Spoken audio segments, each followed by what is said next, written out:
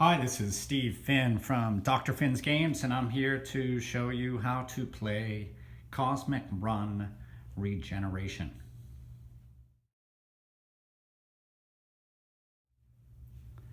The goal of this game is to score the most victory points by moving your spaceships up the tracks to reach the different planets. You'll see there's victory point symbols on each track. The most valuable track is number 5, and it goes down to number 1. Number 6 is its own special case. You can also score victory points with by collecting sets of alien cards. This is set up for 3 players, and the way that you set up the game, the first thing you do is put the game board in the middle of the table. Next, you shuffle the alien cards and then draw 3 and put them face up. Then the next thing you do is you have to set up the meteor card deck. There are 3 types of meteor cards. There are the regular meteor cards that have it's a yellowish background. Some of these, I'll just mention that of course some of these components will change a little, and I also printed this out on a home printer. So the quality is not as good as, obviously as good as it will be in the final product. There are starting meteor cards which have a little bit of a red background. And I'll probably change this a little because I was told by someone who was colorblind that that was a little hard to distinguish from that. So we'll make sure that works out. And then there are these miss cards, and there's 14 in the deck. Now for a 3-player game, you pick 6 of the miss cards. There's 14, so you'd put the other 8 out of the way. Put those over there. Then you're going to choose randomly 4 of the starting cards. You'll notice that each value has a large number at the top from 1 to 6. What you're basically doing is ensuring that at the start of the game, there's going to be a meteor strike on 4 different planets. So in any case, you're going to take 2 of these, put them aside, or sorry, you're going to take 4 of these, put those aside, and now we're going to add the 2 that I don't know what they are with the regular deck, along with these miss cards. We're going to shuffle all of those together, and then we're going to take the 4 that were put aside and put those on top. So now I know there's 4 different numbers for the starting deck, and we'll put that right up there. Okay, after preparing the meteor deck, you're going to take these Infoteray tokens. They have values from 1 to 3 on them. You'll put them the value side face down, and on this side there's a shield. That's their icon. And you'll mix them up, and then you're going to put 1 on each of the designated spots on the board that show that symbol. Next, you can place the red dye, the crystals, the meteor tokens, and I put these over here because they're going to be used on this side of the board, but if you wanted to put them in there, these are the honor tokens. All of those constitute a supply along with the red dye. Then you're going to choose, players are going to choose colors, and I've set it up here for a 3-player game with yellow, red, and green.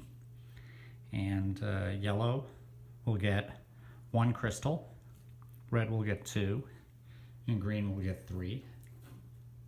Players then collect their matching ships, and you put 1 ship at the start of each planet track. You're going to put 1 scoring ship over here. This is on 10, so everybody starts with 10 points. And then in turn order, player order, you're going to put the yellow here, because yellow is first, red is second, and green is third. And then red, going second, gets a bonus movement on the first track, and green, going third, gets a bonus movement on the second track. If there was a 4th player, the blue player would move up 1 space on the 3rd track. And then finally, the starting player would take these dice. Okay, I will now explain how the game is actually played.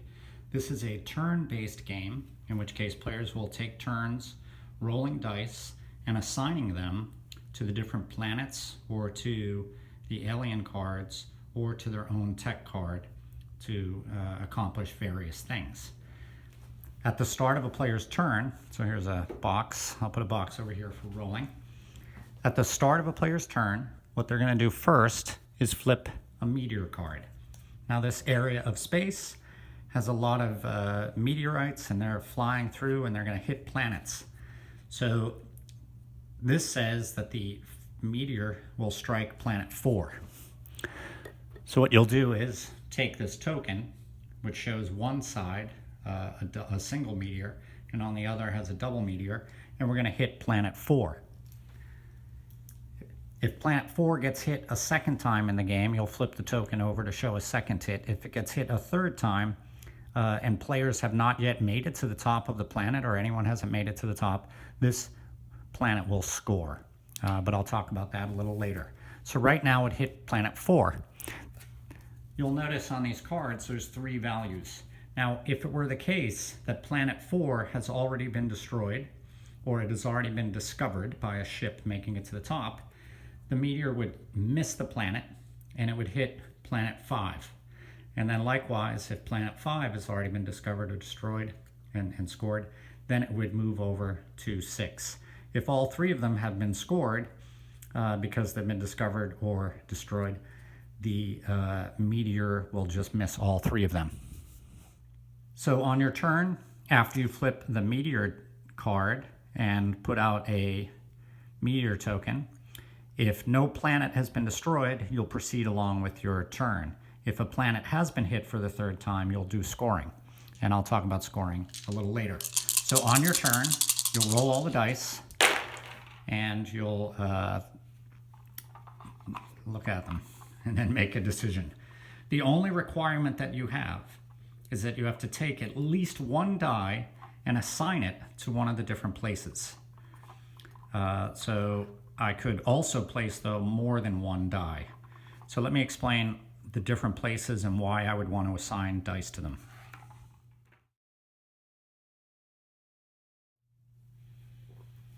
For the Planet 1 track, I could assign any dice that show the number 1.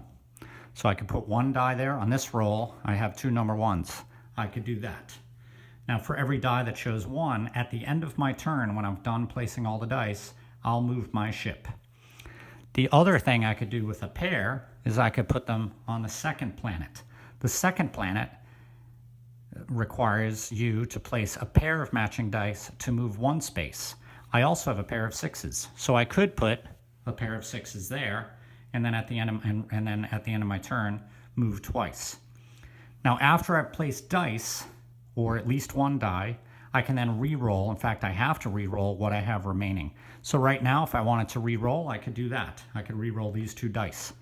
I don't have to place all 4 of these. In fact, if I wanted to be risky, what I could do is say, I'm going to go for the 3rd planet track, which requires 3 of a kind. Now, as you go up from 1 to 4, the victory point values for each space that you advance increases quite a bit. So for example, over here, you move from this space to that space is 1 point, then that's 3 points. Here to here is 10 points, but it requires 5 of a kind. So this planet requires 3 of a kind, this planet requires 4 of a kind, and that planet requires 5 of a kind. So with this dice roll, I could put a pair of 1s there and then re-roll these, hoping to get 1s, or at least 1 more 1. Now, if I don't get a 1 through the next few rolls that I'm allowed to roll, then those dice would be wasted. The other thing I could do with dice is put them onto these alien cards to recruit them, which gives me a special power. So for example, this card, the Chronics, requires a number 5 die. So I could, for example, take the number 5 that I have and put it on this card and re-roll the rest. I could also put the 5 on the card, put these here, I could put these here and re-roll the 4. So there's a lot of options for me. The other thing that I could do with that 5 is I could put it on this card, which requires 2 5s. So I could put a 5 on there, re-roll, and hope that I get a second 5. So that's what I could do with those dice. Now, I've talked about planets 1 through 4. This requires ones. This is a pair, 3 of a kind, 4 of a kind, 5 of a kind. The 6th planet is a special planet. You'll notice it's a very long track. So there's 2 ways to move on that track. First, for every white die that I put on there that's a different number, I would move 1 space. So I can move 3 spaces, for example, with that. The other thing is, with the 6 track, you could put the yellow die there and you move that number of pips. So this is very good. This is 6 movements. I could move 6 on there if I wanted. The kicker, though, with this is when you place the yellow die on the 6th planet, it has to be the last die that you place on that turn. So if I really wanted to move 6 this turn, what I could do is place these pair here, place this 5 here, and then I have these 2 extra dice that I won't be able to re-roll if I want to put this 6 down. So what I could do with these is I can assign them to my tech card, and for every die assigned to the tech card, you get a crystal to a maximum of 5 crystals, and the crystals will allow you to manipulate or re-roll dice. But I'll explain what the tech card does a little later. So if I had done all that, I could put the 6 there and then move 6. So there are a lot of options when you have the first roll, but I'm just going to give you an example turn. Let's assume I felt I wanted to get that, and I felt a little risky. I'm going to say I want to try to go for 3 of a kind. Now I could re-roll these dice, hoping to get a 1. I did not get a 1.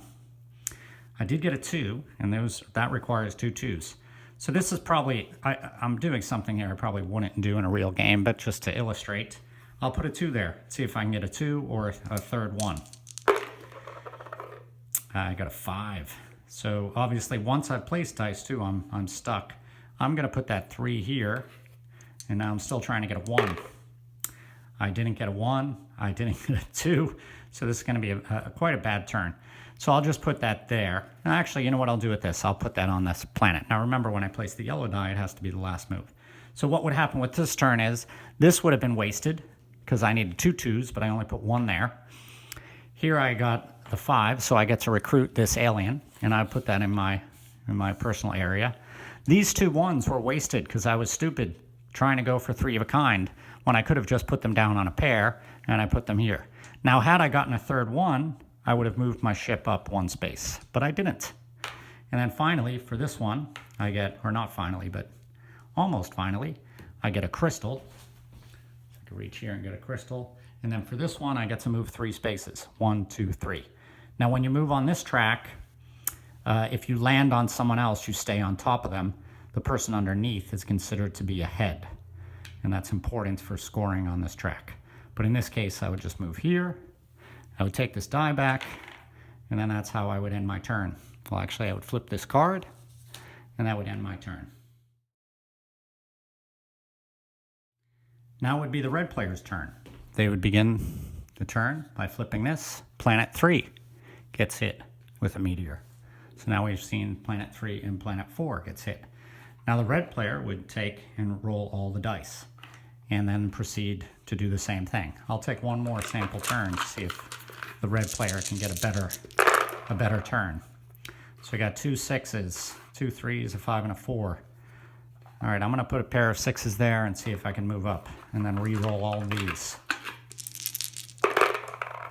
I got a 1, so I'm gonna put a 1 right there. I've got another 1. I'm gonna use this one, however, to recruit that card. And now I have a 3 and a 5. Now 5 is a good number to move on the yellow track, but remember, if I place that on the yellow track, I will have to end my turn. So I'm going to do this. I'm going to assign that to the tech card, and I'll assign that there. And so red didn't have a bad turn at all. Red gets to move 1 space on that track, gets to move 1 space on this track. Now when you move on these tracks, the order of stacking doesn't matter because everyone will score or lose the same amount of points depending on their progress. I get to recruit this alien, so that goes in red's area. And then red gets to move 5. 1, 2, 3, 4, 5. And takes that back, and now it would be green's turn. So there's a couple sample turns. Green would flip that. Meteor, this would be flipped, and now green would start a turn as well. So proceeding in that manner, everyone would keep taking turns. Now, when someone reaches any spot that has a token, they are able to take the token. If you pass it, you don't get to keep it, but you have to land on it. If you pass it, it just stays there, and hopefully someone else might come along and get it. And these are just victory points. They're evenly distributed with 1s, 2s, and 3s. So if you land on that spot, you get the points. The other thing is, if you make it to the top of a planet track, there's also a scoring round. And so the leader, or not the leader, but whoever makes it to the planet will score the number shown in the victory point icon. In this case, green would score 12 points. Now let's assume red had moved there and yellow had moved to there. It would be green gets 12, red gets 3, yellow gets -5. All of the starting spots are in the negatives, and a couple of negatives on planet 1 and planet 2. So in this case, yellow would go back 5. So green gets 12 up to 22, red gets 3, 1, 2, 3, and yellow goes back 5. After you've scored, you'll take these and stack them up on the planet. You can put that back in the supply if no one picked it up. And now that planet has been scored. Anytime that a meteor card comes out that shows the number 1 on top, the meteor will move to the next planet listed on the card. Now you might also score because a planet has been hit 3 times by a meteor. So let's assume, for example, these people have moved up like this, and that planet 3 has been hit the second time, and then planet 3 is hit a third time. In this case, you would also score. Yellow would score 12, red would score 5, and green would score 1. And you just stack these at the planet to show that this planet has now been scored. So again, at any scored planet, if a meteor card comes out, such as this one, it says, oh, hit planet 3. Well, 3's been scored, now moves to planet number 4. There is one rule that I did forget to tell you about, and that is how you score planet 6. Because all of the other tracks you score based upon the values that are on the track. Planet 6, however, you score based upon relative position to the other players. So if someone reaches planet 6, they're the first person there, they get 10 points. But then everyone else would score based upon relative position. The second person would score 5, and the third person would score 0. In a 4-player game, the fourth person scores -5. Now I did also, I think I forgot to mention that you can never go below 0, but there is no consequence.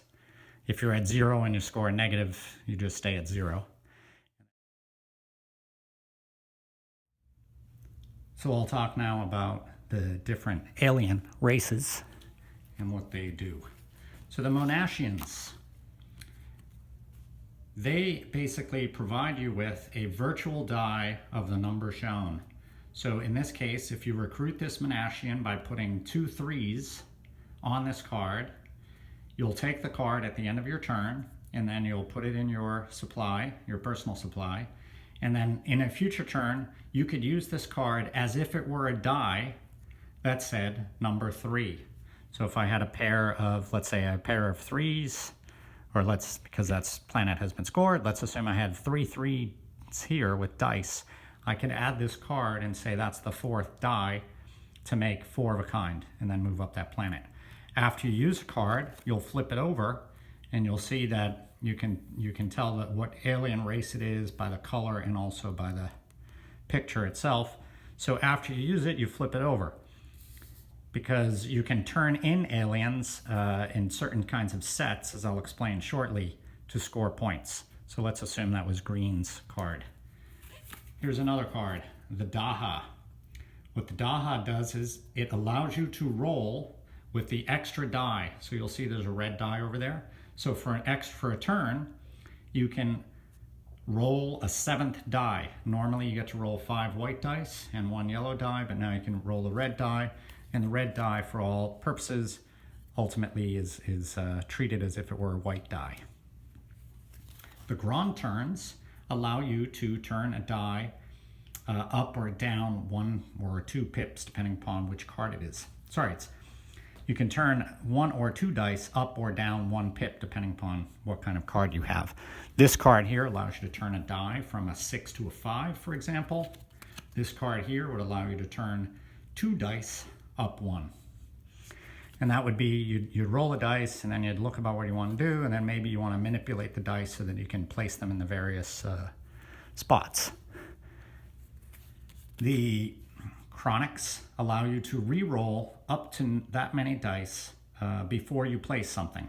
So you roll the dice, and then you don't really like the dice roll, so before you actually assign anything, you could re-roll the dice and see if you get something better. The infodorays essentially just give you victory points. You will draw tokens over here, the same tokens that are scattered along the board, and this just tells you how many tokens to draw. So you draw 2 tokens, and they have values, as I previously mentioned, from 1 to 3 on there. The Tolanite. The Tolanites allow you to turn a die of a particular face to a number of your choice. So if I recruit this Tolanite with a 4, in a future turn, I could turn any die that says 4 into the result that I would want it to be. And again, that's a one-time use that you would flip over. All of these cards are one-time use, and then you flip them over. Okay, so I think I've explained all 6 alien races and what they do. Now, you can have a maximum of 5 cards. If they are face up, they are called active. If you can activate them, and then after activating them and using them, you'd flip them over, and now they're inactive. So you can have 5 cards, and it doesn't matter if they were active or inactive. That's the most that you can have collectively. You can also turn in cards for victory points. Now, at any time on your turn, you can just discard 1 card from out of the game to score 1 point. Also, you can turn in sets based upon the honor board over here. So you are retiring the aliens and then showing them honor, and you will score points. If you have a pair of the same color and you're the first person to turn them in, you will score 7 points, and you'll take an honor token and cover that up. So now the next person that puts in a pair of the same color will only score 5 points, and then the third person only scores 4. So all of these numbers go down. You'll score more points for 3 of a kind. There's also 3 different, and then also 5 different. So if you could turn in some of these sets during your turn, you could turn them in. Otherwise, at the end of the game, you are not allowed to turn these in for their set value, but you can always turn them in individually for 1 point each. Now, sometimes you might have already have 5 and you're about to recruit more, in which case you'll have to discard or to retire them either in sets or individually to make room for the new cards to come in. And finally, the last thing I need to tell you about are the tech boards and the crystals. So what the crystals do is give you various powers, and you would just spend 1 or more crystals to perform the action as shown. So in this case, for 1 crystal, you can re-roll up to 2 dice. For 2 crystals, you can re-roll up to 5 dice.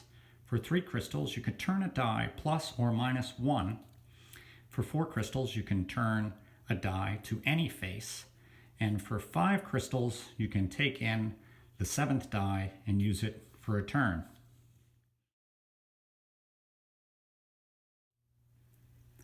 So let me do just a brief recap of the game.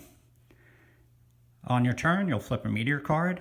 You'll put out a meteor token. If the planet has been hit a 3rd time, you'll score for progress. After scoring, you'll put your tokens on the planet to show that it's been hit. If a meteor card comes up with that number, that the meteor is supposed to hit that, it will move to the next number down below. Players will continue to take turns, moving up tracks, recruiting aliens, getting crystals, using the aliens, using the crystals, moving their ships, until All planets have been discovered or destroyed, in which case the game ends. Players then will have a final opportunity to score. They can turn in each crystal for 1 point.